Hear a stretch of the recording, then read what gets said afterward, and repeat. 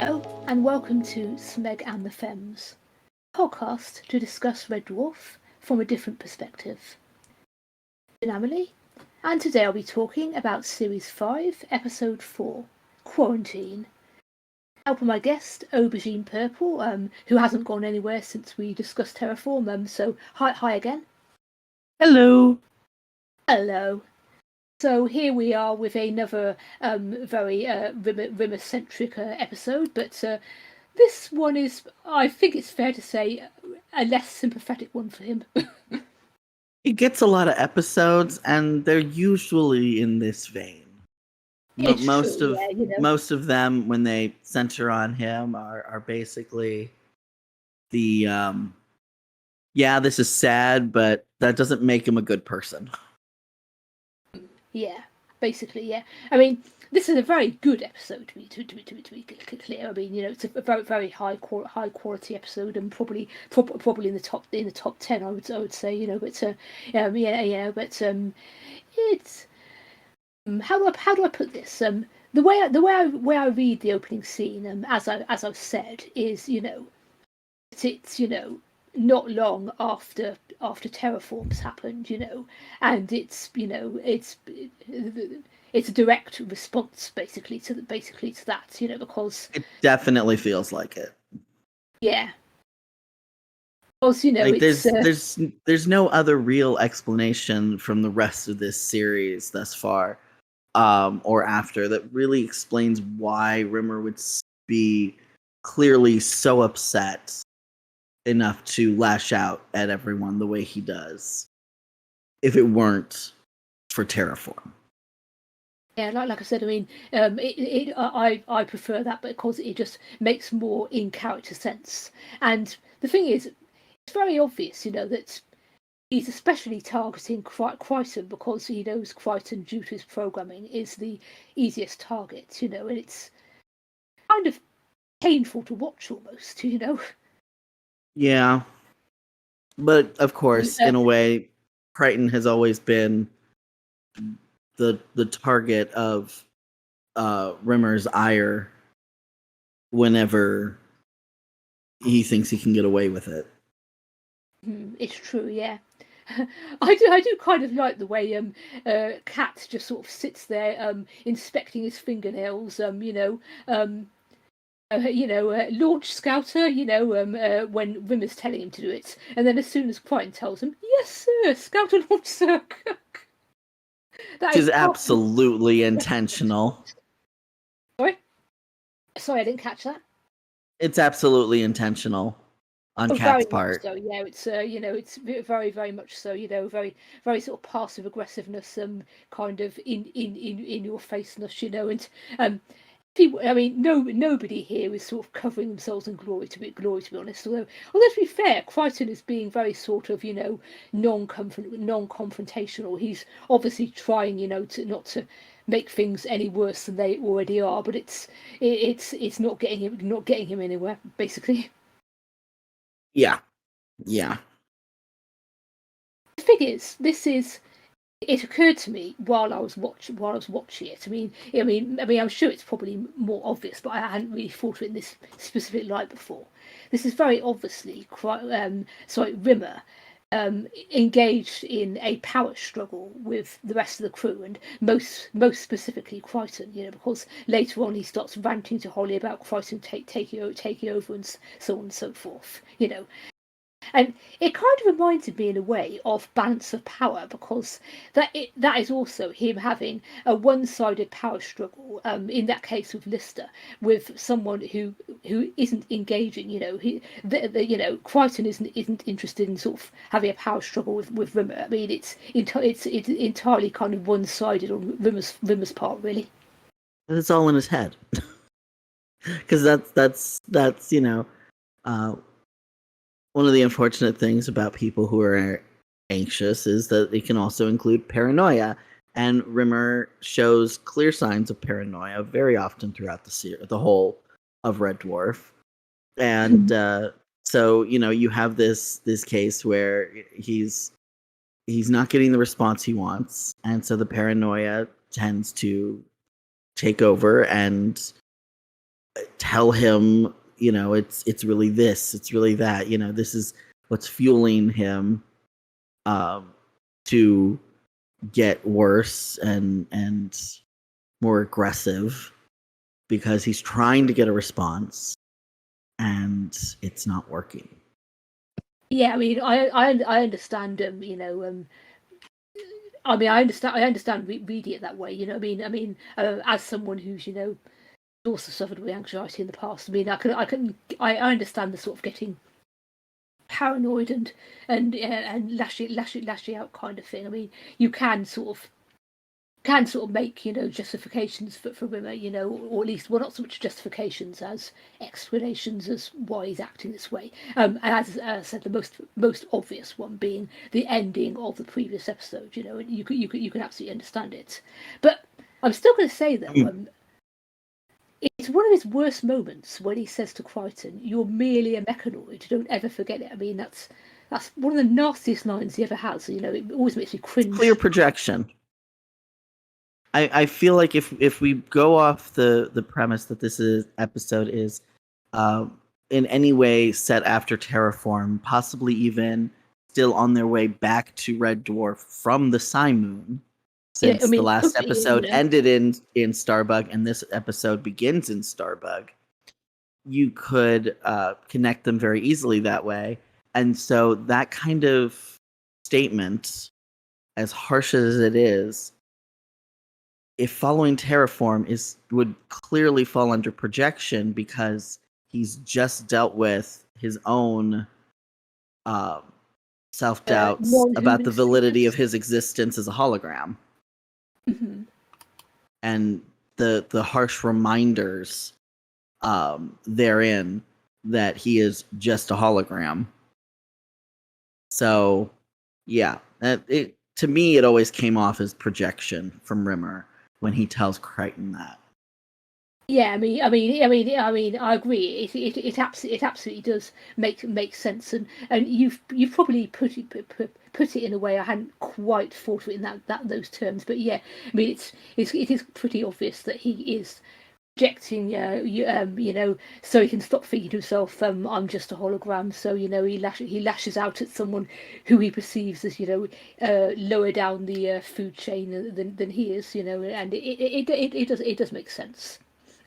I did notice in the background during that bit, Hattie acting away, going, "Ooh, that's really nasty," with her expressions, Oh yeah, that's kind of how when she's not speaking, that is basically all Hattie does in this episode is react to what's going on, and gives honestly some of the best acting in the episode.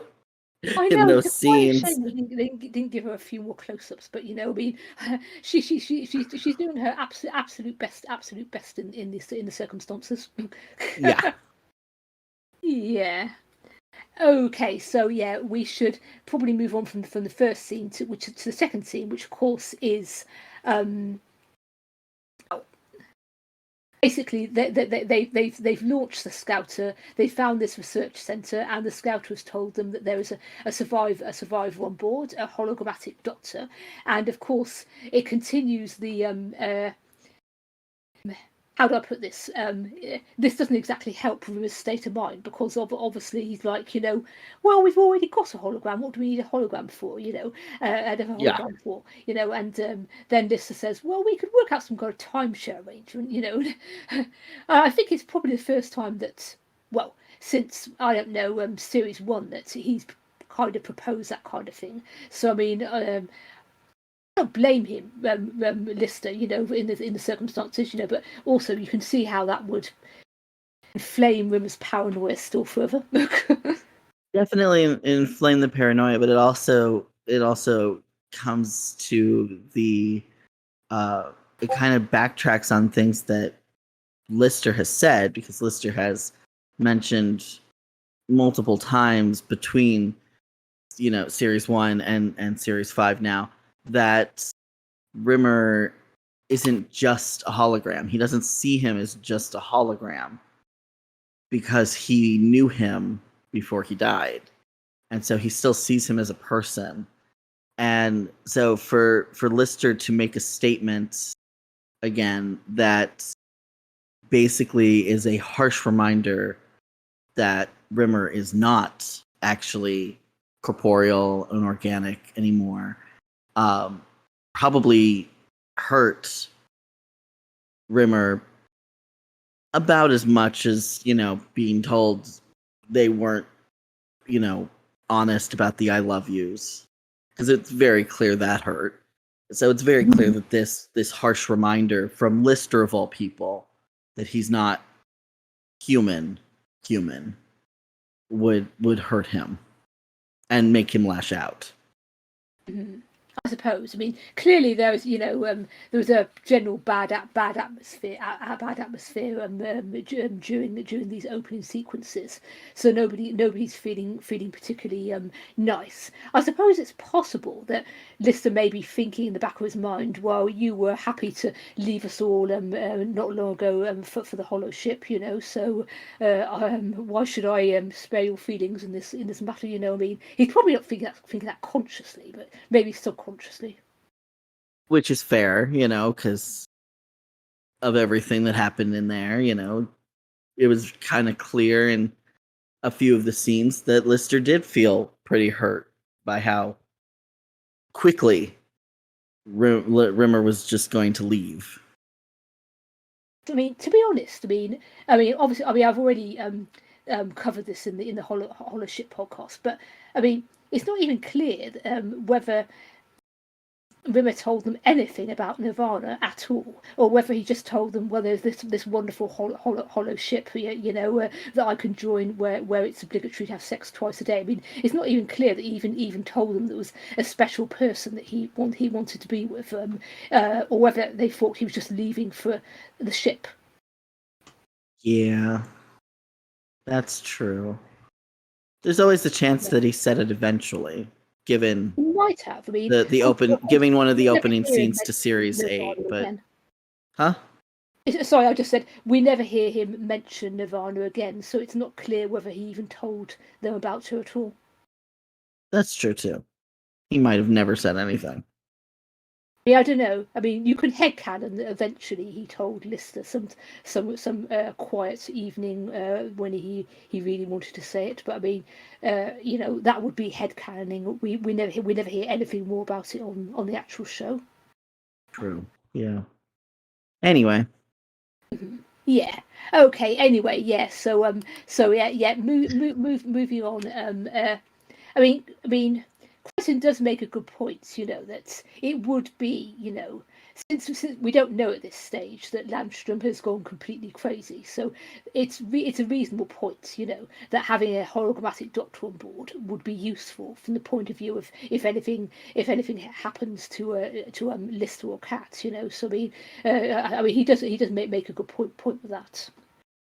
True. Although I do find it interesting that they assume she's a medical doctor when, doctor isn't always for medical personnel.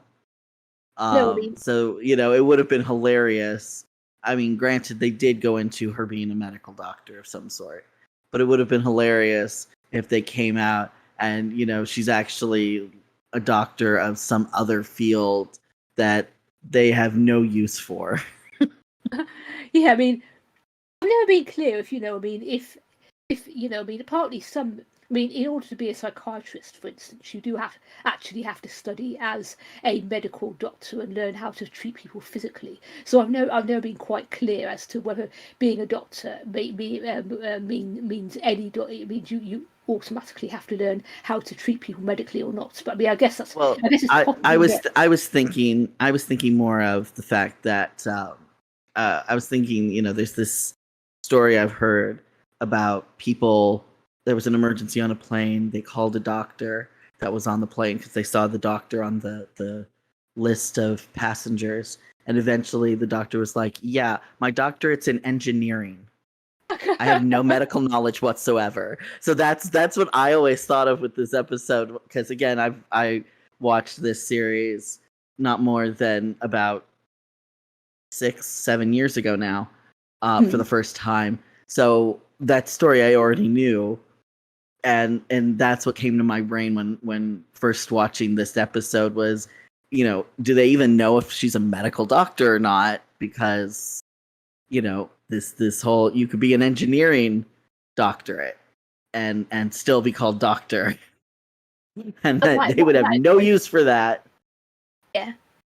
Of course, we do later find out, that she was basically specialising in viruses. So, I mean, you could probably argue that she would probably, be have some kind of knowledge related to treating actual people. But I mean, Yeah. again, since I'm not a doctor, virologists definitely need to have some medical basis to understand that, specialists. As you point out, at this stage, they don't know that. They just hear the word doctor and think, "Oh, a doctor, that'll be useful to have on board." Yeah. Right.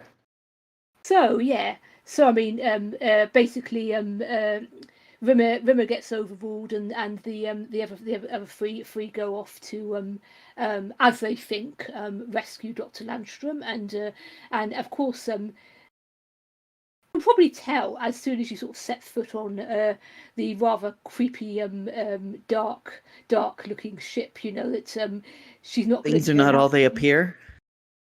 Right? Things are not all as they appear. Exactly. Yeah, she's not going to. It's not going to turn out to be some harmless, friendly doctor.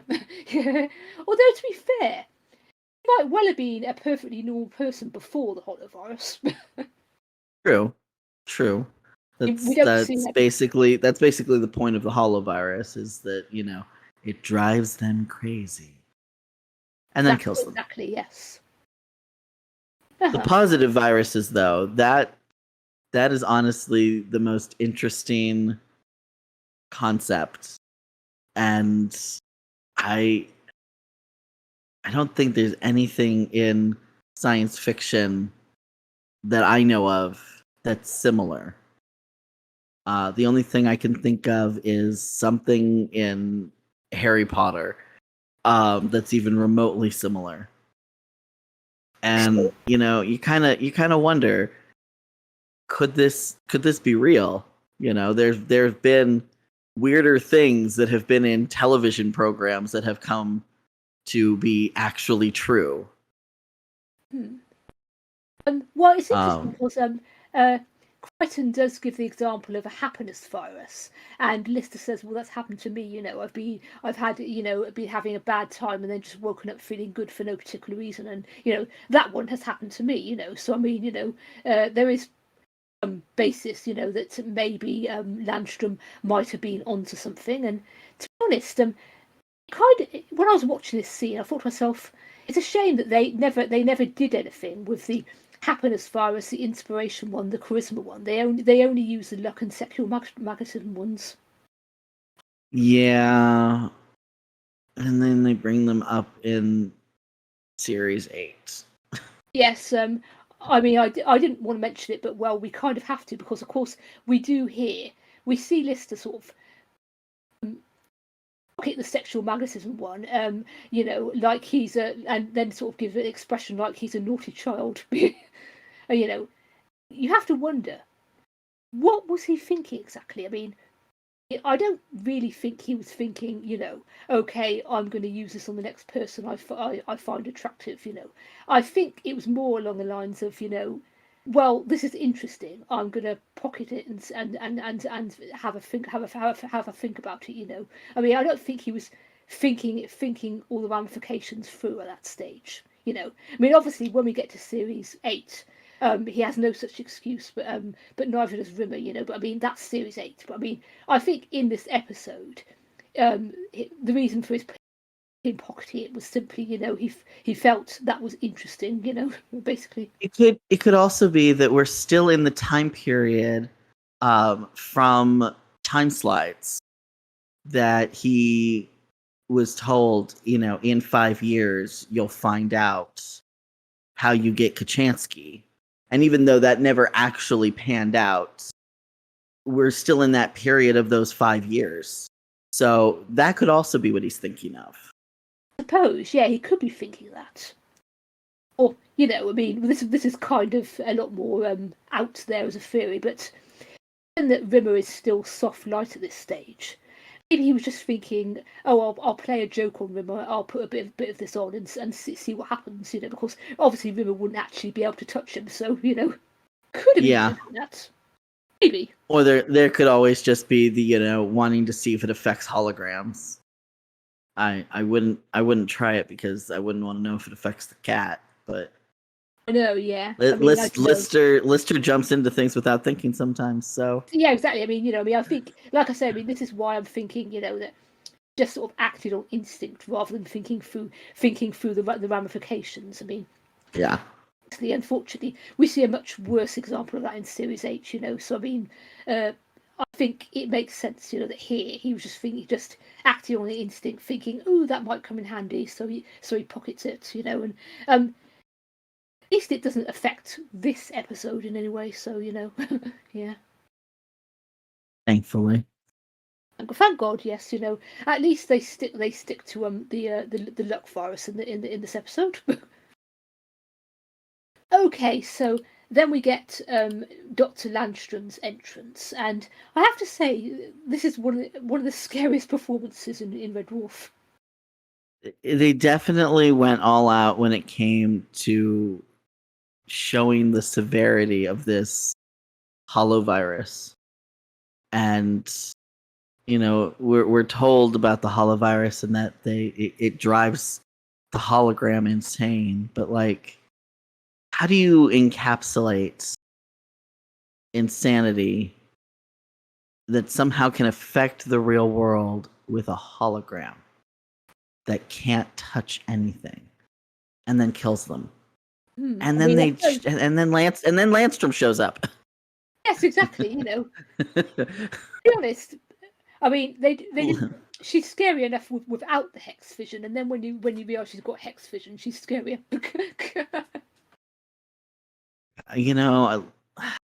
Laser eyes sometimes happen in the worst of people, in the worst of times, in science fiction. But I feel like this is one of those times where it's the perfect way to show just how scary this holovirus is really. Because at first, she looks scary, she sounds scary, the threats, are all scary and everything. But if you remember, oh, she's a soft light hologram, she can't do anything, and then laser vision, and then suddenly it's scarier. Exactly. Yeah.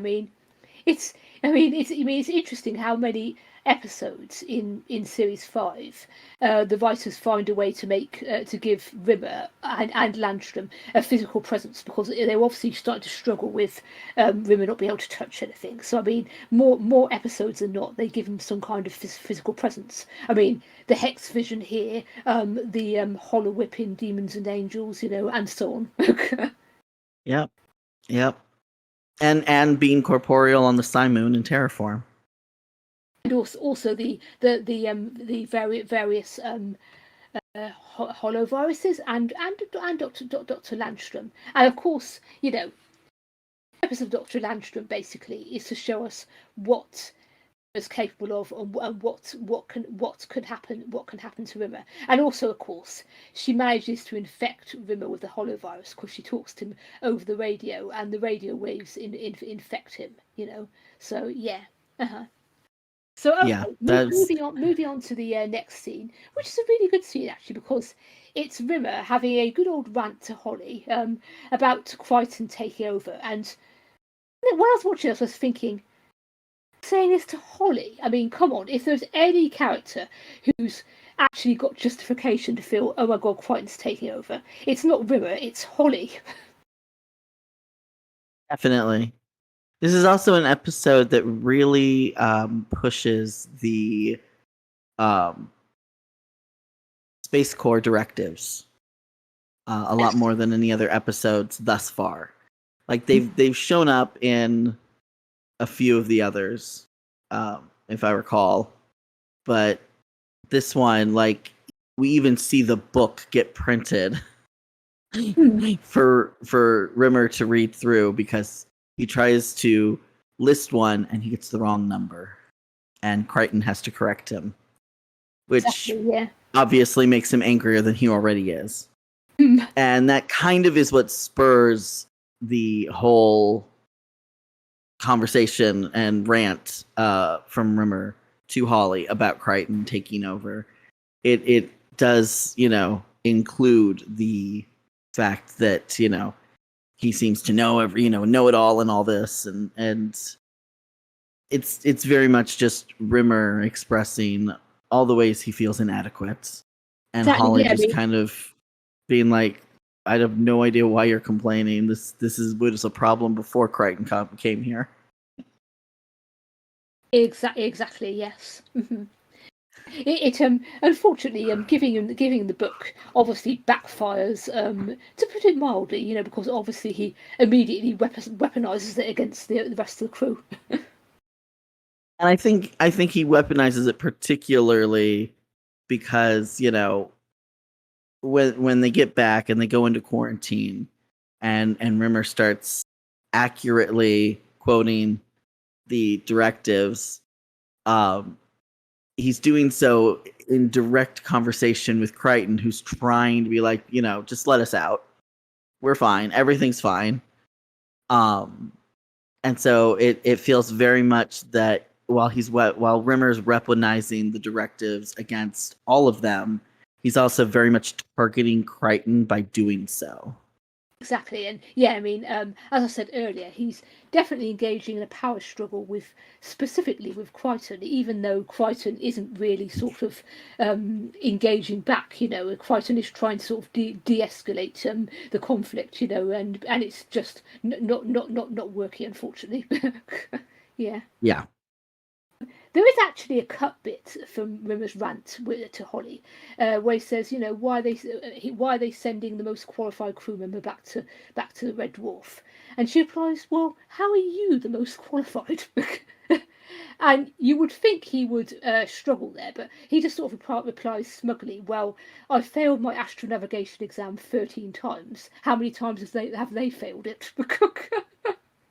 Like, that's a flex. Oh, I know. That is such a rimmer way to look at things, though. I'm more qualified because I failed an exam more times. Yeah, I mean, also in this scene, Hattie gets a little bit more of a close up and does more excellent background facial acting. So good for her. Definitely, yeah. It's refreshing after the last episode, but of course, she just doesn't get enough screen time really overall. So any I mean, little bit matters. as much as I can now because she's only got 2 more episodes, so I'm going to make the most of it while she's actually here. Exactly. Yep. Of course, the ironic thing is, though Rimmer was ranting to Holly about Crichton taking over, we literally see Rimmer take over from Holly because she's on the screen saying they won't open, Rimmer's put in an override, and then Rimmer appears on the screen, and that is the last we see of Holly in the entire episode. So presumably he's managed to override Holly somehow. I can't help but wonder if it's not just an override, but maybe like a safety feature of Holly's, because while she's not a hologram, there could be the fact that the system recognizes the holovirus has infected Rimmer and is putting quarantining Holly too, to make sure she doesn't get it. That is because of how much Rimmer takes over the system at that point.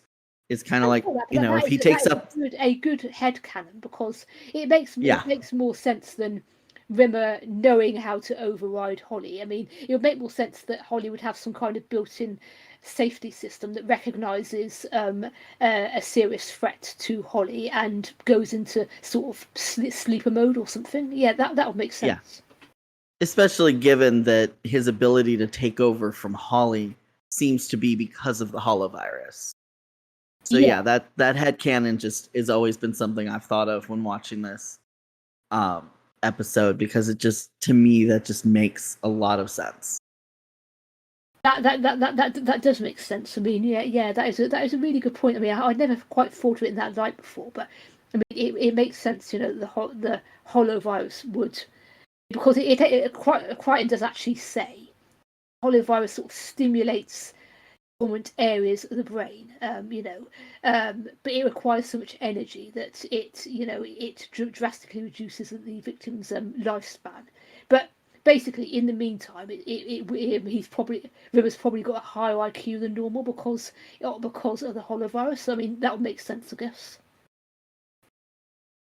He probably has a higher IQ, and then we see him talking to a plushie. I know, of course. Puppet, we or whatever, whichever it is. I don't know. I don't know. I mean, maybe the high IQ comes before the Gingham and Mr. Flibble. Maybe. That's kind of a reaction to the high IQ. Of course, there's supposed to be absolute madness in there, so that's probably where the Gingham and Mr. Flibble come in. I mean, that would absolutely make sense. Mm-hmm. So, so getting back to the chronology of the scenes, of course, Lister and Crichton and Kat get dumped into quarantine, and of course, it's impossible to watch this episode now without thinking about COVID, unfortunately. At least even through COVID, we had better diet than they were forced to have during their quarantine. No, sprout soup, sprout crumble. Oh my god! The thing is, it's quite obvious that Rimmer is not just playing it by the book. He's going out of his way to be really spiteful, because sprouts make Lister throw up, So I mean, no wonder Lister is in a terrible mood when we next see him, I mean, how would I be? It's definitely not something cats like. Sorry. It's definitely not something cats like. Oh yeah, no, I can't imagine Cat like sprouts either. To be honest, I mean the thing is, Cat makes the very obvious point, that these three usually get on okay, but they know that they can walk out of the room at any time, and go off and be by themselves. And now that they can't, it's unbearable. And that isn't. I mean, obviously that is kind of bring to mind the lockdowns that we were all sort of under a year or so ago. I mean, obviously it wasn't quite as bad for most of us. We weren't all stuck in one room at least, but even so. Even so, it's still like rewatching this episode. I very much reminds me of my situation because, I was with a person who very much constantly questioned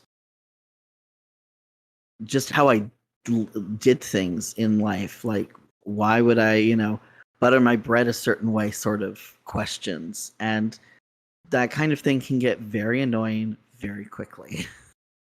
Yeah.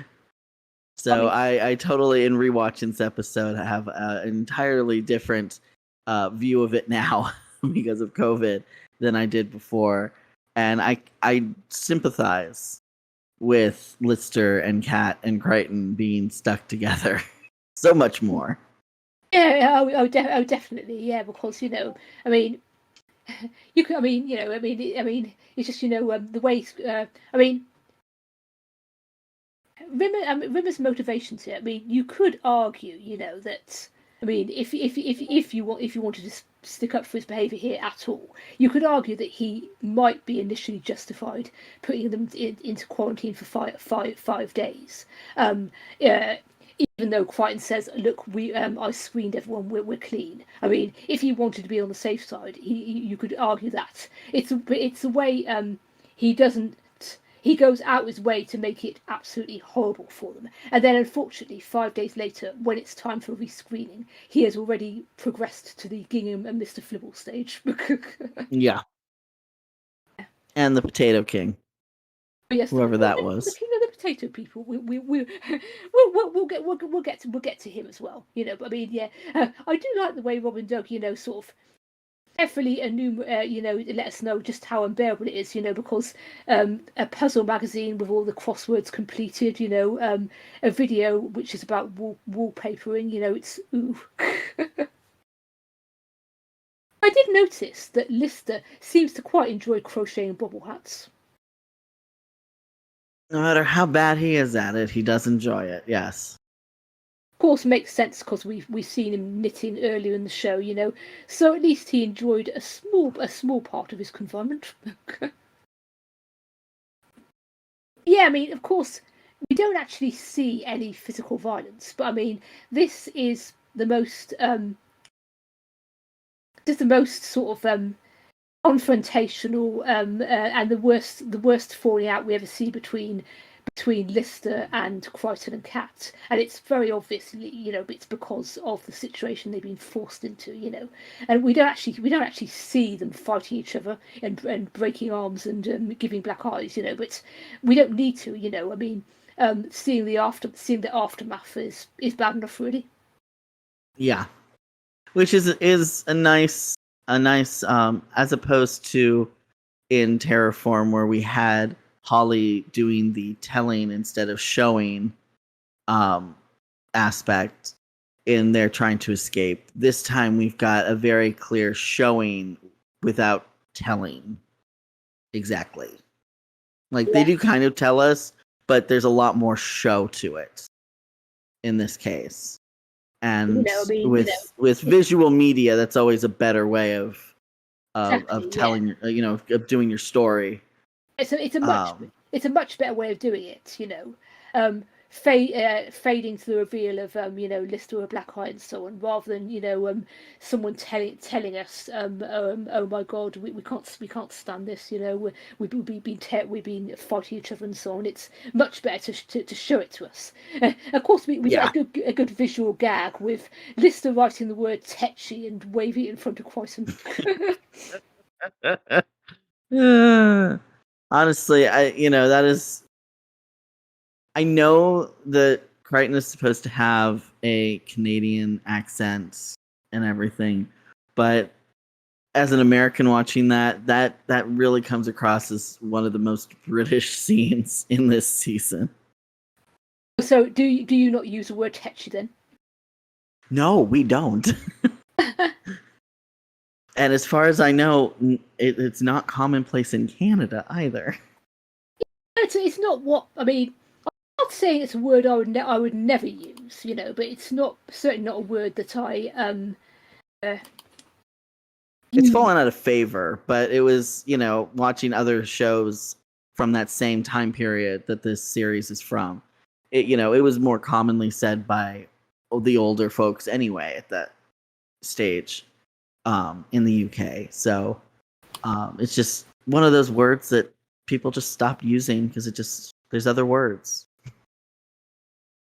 Oh yes, yeah. I mean, it is. I guess it is a very British or specifically English word, which obviously makes sense, because this is a British show. It's interesting to hear the reactions, from people from other countries, because I mean, I wasn't aware, it's tetchy was a specifically UK word, but clearly it is. Yeah. And it's one of those scenes that's the more obvious type of British humor sort of thing, as opposed to the fact that they've been trying to since series, I can't remember if it was 3 or 4, start putting in more American references because the show was getting popular over here. But this episode also included a few little Americanisms and the jokes. So, it kind of evens it all out. Yeah, that makes sense. Yeah. I mean, they have said, that once they realised that they were getting popular in America, they did try to put in American stuff and American icons like Marilyn Monroe and so on. So, I mean, and obviously they were writing Crichton, trying to write Crichton with a Canadian accent and kind of sort of vaguely trying to write Kat as American, but not really trying that hard. I mean, I think the idea was more that Kat had picked up an American accent from watching American media, which makes sense, Like the Flintstones. Exactly, yes, like the Flintstones, yeah. So, Rimmer's motivations for this, I mean, before he goes insane, obviously, the overriding one is spite, but also he doesn't want to catch the horror virus, and you can't blame for that. But also, Oh, of course not. No, it's none of us seen this fame through COVID. None of us want to get COVID, and then when we do, it's just this. As long as it's not the worst, I'll survive. Exactly, yes. But I do also think, as I said earlier, I think there was another motivation specifically, which kind of relates to the end of Terraform, which is wants to, drive a wedge between the other three characters because he's jealous of how well they usually get on. So he wants to see them get on each other's nerves and tear each other apart. Which again kind of makes sense. I mean, it's not sympathetic, but you can understand why he'd want to do that.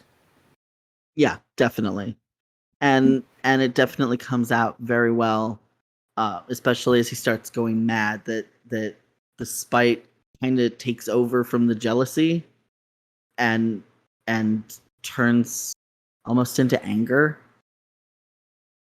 Of course, I do love the way we get this the excellent sort of gradual revelation.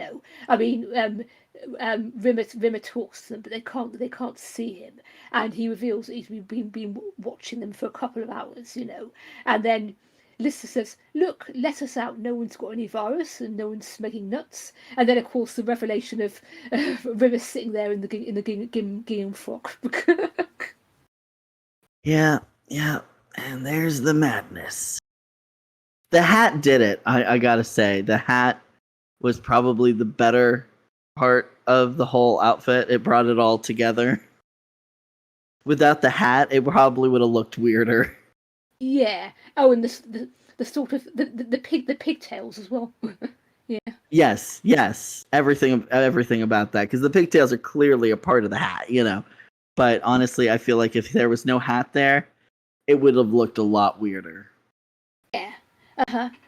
Also, I mean, obviously, I realise the main purpose of this outfit is to look ridiculous, but you can kind of read a slashy thing into it as well because,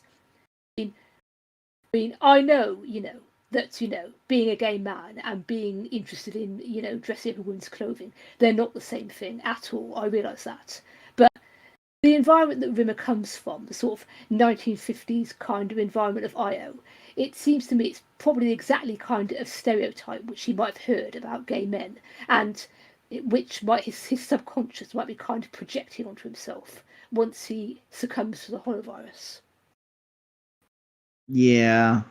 I know it's a bit. There's definitely that, and a lot of people outside of the LGBT community don't realize that it is common in our community to mess around with one's gender-based expressions, regardless of gender or sexuality.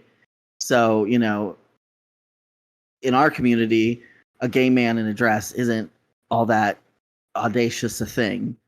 But for Rimmer, from where, the type of raising he had, it very much is socially unacceptable. Mm. And in his madness, it's kind of a way for him to be doing something that he's clearly maybe wanted to, or just, basically, I don't know. I'm not saying, that Rimmer, when not mad, would want to dress up in that particular outfit. I think he picks that particular outfit because he's mad, but it's a kind of a distortion of what he might want when he's not mad. And the thing is, we do get another example of this in the very next episode with Low Rimmer. Right. Yeah. Definitely. I mean, you could make an argument, that either Rimmer sort of secretly harbours cross-dressing desires, or he doesn't necessarily. He associates it, with being a gay man, So it's buried in a subconscious. You could read it both ways. Yeah, definitely. Mhm. Especially if you go with the obvious reference that comes up with Low Rimmer's presentation in Demons and Angels. This, a gingham dress kind of still has that vague drag queen kind of vibe to it. I mean, the gingham is more sort of kind of pantomime dame kind of outfit, so yeah. Whereas obviously Low Rimmer is more kind of DSM kind of outfits, or I don't know, There's Rocky Horror kind of outfits. a Rocky Horror / King kind of thing. Yeah, it's always how I viewed it. The real thing that gets me though is Mr. Flibble. Oh yeah, of course. That is an even Now, more. That is an even more, amusingly ridiculous detail. that to me, kind of in his madness is he's still alone because everyone else is in quarantine. That Mr. Flibble kind of to me comes out as his madness giving him a companion and a friend. And that's Mr. both sad and everything, Yeah. But then there's the fact that it kind of seems like the control of the madness Rimmer's projecting into Mr. Flibble. Because as he's talking and talking to the other guys, it kind of seems like the decisions all come from Mr. Flibble, but we know it's still Rimmer in his madness. So it's like he also, in his madness, he can't be responsible for the harm he's causing. So he has Mr. Flibble to blame. Displacement, Yeah. I'm not the one in charge here. Mr. Flibble's in charge. That's a good point. I always found it very interesting that it's like, oh, we can't do that. Oh no, who would clean it up? And it's because it's Mr. Flibble, whispering in his ear at the moment. And I'm just like, dude, you're the one thinking of all this stuff. You're the crazy one here, not the puppet. Exactly. Yes. It is such a very funny, and this is probably one of the. I mean, I'm not saying it's scary exactly, but probably the first time you watch it, it is quite a scary episode for Red Dwarf, and the scene where realise Rimmer's gone insane, and they're trying to play along and humour him. Oh well, can we see the king of the potato people? And then it becomes obvious that no matter what they do, no matter how they try and play along, they're not going to win. Because you can't win with madness. Exactly. Yes. It's chaos rolling the dice, and it's that's the reason why we call it chaos. Exactly, but then of course you realise that Rimmer is actually quite apart from the hex vision stuff, really dangerous here because he's about to deprive Cat and Lister of oxygen. So I mean, it's a very good thing that they suddenly remember their luck virus. I am going to say, they were there for 5 days with the luck virus in plain sight, and they didn't think of using it before. Yeah, that just honestly, I feel like that's very on brand for them. That's very in character for them because they're very much, they're all kind of idiots a little bit. Especially Cat, obviously, because he just doesn't know any better. He's not been educated very well, and Crichton pretty much is like, a little kid following their idol, and does whatever Mr. Lister does, sort of thing. And then Lister just, unless he has to put thought into a situation, he doesn't. He just lets things go. He's very chill that way. So while they hated the situation and being trapped in quarantine, he didn't hate it enough to figure out how to get out. And I think if he'd hadn't, if he'd had that moment of I want out of this so bad, I will do anything, he probably would have thought of the luck virus sooner. Yeah. I think. But then, At first, they were kind of resigned to their fate. Oh, well, we can't do anything about this, But then after 5 days, they just couldn't stand it any longer. So, that was when they started thinking of it. But you're right that if Lister had said something to Crichton at the start, look, I'm not putting up with this crap. Think of a way to get us out of this. Then probably Crichton might have come up with it earlier. Hopefully. Yeah. That too, yeah. Definitely. So, it's very much, if you don't put effort into it, you're not going to get any effort out of it either. And that's the thing. They put more effort into annoying one another eventually than they put into considering how to get out of quarantine. Yeah. I mean, of course, they've been 5 days, having to take turns with one bed, and on an all sprout diet. I mean, no wonder Lister cats are climbing the walls. Although I suppose Crichton has less excuse because he doesn't actually need to sleep or eat, but still, yeah. Definitely, yeah. Right. Okay, there is one thing the episode never explains.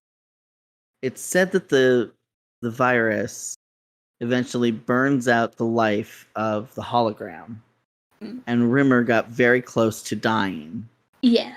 So then how long is the lifespan of a hologram? And why does that never get referenced ever again? That's kind of odd. I mean, I don't know, maybe they said lifespan and what they actually meant was light B. I mean, that's all I can think actually, because it's an Because then, in that case, they could have just replaced the light bee. I suppose, yeah. Oh, I don't know. I mean, I suppose it's basically, the idea is, because it takes so much energy, it's kind of overloads the hologrammatic projection very, very quickly, or something, But you're right. The way they phrased it is kind of confusing. It is. Of course, they that's one thing about this series is there is no real absolute continuity, and if something gets referenced from a previous episode as you go along, it's an outlier most often, because it's very rarely things are truly referenced through the series very often. I mean, the majority of the time you have to just kind of imagine the continuity. Like I said, you have to imagine, that this episode from the end of Terraform, because nobody actually says it, or implies it or anything. You just have to kind of imagine it. And yeah, obviously you wouldn't want them constantly referring to, things that happened in previous episodes. But I mean, there are instances, where it will be natural to refer to something that happened in a previous episode, and they just don't do it. I mean, to be honest, they got a lot worse with this in the Dave era, like when in Skipper, when they're talking about skipping dimensions, and somehow Ace does not come up at all. That's weird. I think the only things that are truly ever referenced in multiple episodes is basically what got them to where they are. The whole cat people, Lister being the cat god, and Rimmer being responsible, sort of, for the radiation accident. Yeah. I think those are the only real things that are habitually brought up throughout the entire show. Right, actually, yeah. Well, I suppose Kochansky as well, but yeah, yeah. Oh, and she can't, well, I mean, they bring her back at some point, so, obviously. Which is why it's so notable when the sexual magnetism and luck virus come back during the beginning of Series 8. Yeah. Because it's very rare that they reference things previous like that that's not a character. Because, referencing Ace or other, like Hollister and everything, like that makes sense because they're other characters we've seen and interacted with, but plot devices, not so much. Yeah, and the thing is, I mean, I understand reusing the sexual magnetism and well, especially the luck virus, because they're good plot devices, but I just hate the way they use them. But well, never mind. Yeah, we'll go over all the negative feelings about Series 8 eventually. When we get to them, yes. Okay, so we're sort of approaching the hour mark. So but we're also approaching the we're also approaching the end of the episode. Oh, we should probably give a shout out to the king of the potato people, because that is just funny. That is definitely funny. I remember someone having a conversation once wondering, what would the king of the potato people look like? Would he look like Mr. Potato Head? I suppose he would look like a potato with a face and a crown on top. I mean, I've never really thought about it, so that's off the top of my head, but who knows? Yeah. A little bit reminiscent, actually, of Holly saying he's got a friendship with his collection of singing potatoes. Singing potatoes. Yeah, I mean, for some reason, potatoes can be quite funny. Yeah. I don't know why potatoes can be funny, but some reason, maybe it has something to do with all the ways you yeah. can cook them. I should probably point out, well, you probably already know this, that Rimmer's gingham outfit has become basically an iconic costume, especially at Dimension Jump. It's one of the most popular costumes for people to wear. And I also know that there's lots of people you can just go on Etsy and find people making Mr. Flibble puppets. I went to One Dimension Jump with Veronica Rich, and she'd made her own Mr. Flibble. I will say, I mean, that is probably the most adorable thing in the entire show. Until he's not adorable anymore.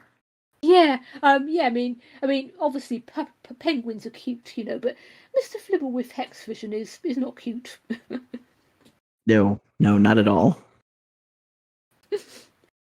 As I said, I mean, there's a very sort of eerie atmosphere to the sort of ending sequences of this. I mean, obviously, it's not scary once you've seen the episode and you know how it works. But when you see it the first time, I can understand being a little scared by it, especially if you're a child. Definitely. But at the same time, it also it has a very Red Dwarf type of resolution too, where it's like mostly an implied end that everything's going to be fine when the next episode starts, because that's just how things go with this series. And which is one reason why the beginning of this episode seems like such a departure, because it does very much start with a conflict, and the end of the last episode ended on what was a potential conflict with the reaction that everyone had.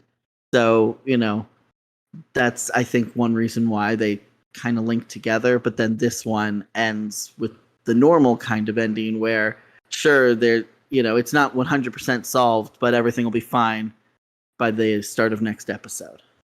Yeah, so I mean, I like to think, that when they were deciding what order to put the episodes in, that they felt that Terraform and Quarantine kind of linked to each other in terms of emotional continuity, because I mean, I know I know most of the episodes are standalone, but I like to think of the characters sort of living from episode to episode, and not just forgetting everything that happened in the last episode, because real people in the real world do not work that way, and I relate to characters, so I like to think of them having emotional continuity to at least some extent.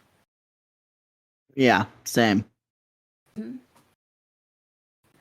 Okay, so so the ending, which is obviously the luck virus, which is already being geniusly set up at the start, and of course it's a very useful way to get out of this extremely perilous situation that they're in, because it means that Lister can just produce everything they need to defeat Rimmer out of nowhere.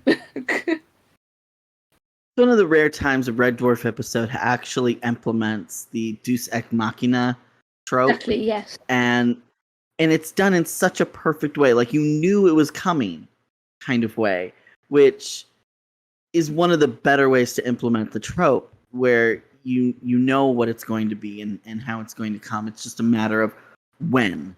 Mm-hmm. And I think that's one of the nice things about this episode, is for all the unpredictability, like in Rimmer's madness and everything, because nobody would have expected him to show up in the gingham dress with the penguin puppet on his hand. That was a total chaos element. So having this trope that is typically just the we're going to have a perfect ending that just happens to happen, and get everyone out of trouble, sort of thing. You see it coming, and it's not as offensive as some media does when they use the trope and you don't see it coming. Yeah, and it makes it a very sort of tight ending, because it means, you know, that Crichton doesn't need to go on to a lengthy explanation about how to defeat it. I mean, you know, the audience is already there, the characters are already there, you know, they know how this is going to work. So, you know, it makes it a very sort of satisfying experience, you know. It's all very quick and concise. Yes, definitely. Yeah. So of course, then, you know, the very ending sequence, you know, and now this is poetic justice, obviously, because, you know, I mean, you could probably see us coming from the beginning, you know, that obviously they're going to take their revenge and put Rim in quarantine instead, and he does deserve it, you have to say. Oh yes, he 100% deserves it. But then the rest of them in gingham dresses, was that necessary? No, it wasn't necessary. No, I mean, it was petty. I mean, I assume that they must have found And comedic in the ship's wall, presumably, because I don't know where the heck else they would have found them. Yeah. But it was funny, you know, to see it too. It's kind of a classic silly red dwarf ending, as far as the costumes go, you know. But I mean, you know, you can absolutely understand them wanting their revenge on women. I'm sure they'll let them out after a few days. I mean, I don't know, maybe the same amount of days that they had to suffer. Who knows? And make Holly feed him bean sprouts for every meal. The problem is he's a hologram, though. I mean, I guess you could give him holographic sprouts. Well, that's what I'm saying. Like, thus far, anytime Rimmer wants to eat or drink something, it's always like, Holly, give it to him.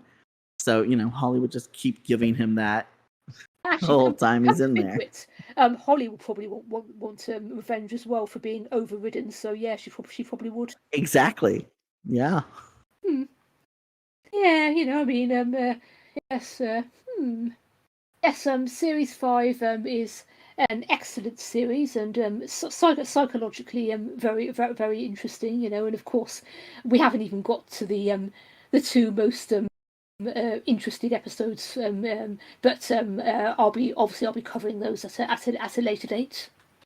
Yes. Did you have anything else you wanted to add about quarantine before we move to the scores? No, I think we've said everything. Okay, so what are your scores out of 10? So this one's definitely a 7. I do feel Terraform is above it in some ways, but it is also still very good episode, and that's the overall. But slashiness, it's a 6 for me. It's there, but it's like always under the surface. It's not as blatant in your face and sometimes smacking you as some of the other episodes, like Terraform was. But Quarantine definitely has that little bit of slashiness to it that is enough. On the slashiness front, I absolutely agree. I have also given it a 6. Because yeah, it's just sort of bubbling under. It's not as obvious as it was in Terraform. But just to prove that, we did not consult on our scores beforehand, my overall score is different. I've actually given it 9.5 out of 10. I've always found it a very sort of very sharply scripted, sharply edited episode. It's not sort of moment wasted. So that's why I've given it a very, very high score overall out of 10. That's fair. That's fair. Yeah. Okay, so and that wraps up this episode of Smeg and the Femmes. Thank you to Horogomet for technical help, and also thank you to my guest Aubergine Purple. It was a pleasure to have you back. It was nice to be back. Okay. Hopefully I'll have you back again at a later date. But right now, moving on to the outro. If you'd like to give us feedback, you can do so on Tumblr or Discord on the posts where I will be linking to this episode. You can also email us at smegandthefemmes@gmail.com. For the benefit of anyone not on the aforementioned sites, what we do with these episodes is we premiere them on Buzzsprout and then we archive them on YouTube. So if you want to look for earlier episodes, search for Smeg and the Femmes on YouTube. And the next episode we'll be covering is one which is extremely popular with many Lister Rimmer shippers. Yes, it's the infamous Demons and Angels. I hope you'll join us then, but for now, goodbye.